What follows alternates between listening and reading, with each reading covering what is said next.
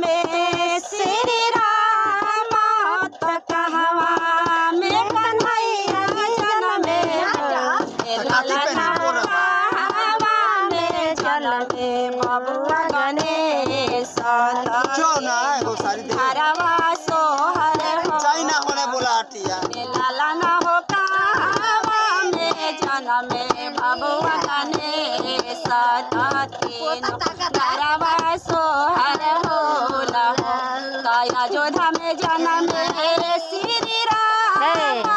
त गोकुला में कन्हैया जनमे गोकुला में कन्हैया जनमे ललना हो पार्वत पर जनमे बबुआ गणेश घरवा सोहर ललना हो पार्वत पर जनमे बबुआ गणेश घरवा सोहर करा के जनमे श्री राम तके करा के कन्हैया जनमे के करा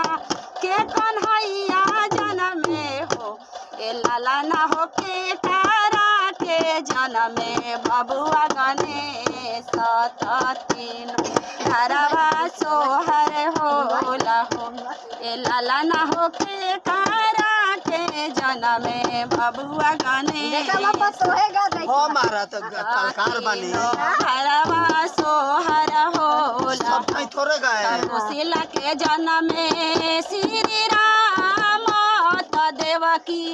के कन्हैया जनमे देवकी के कन्हैया जनमे हो ललना हो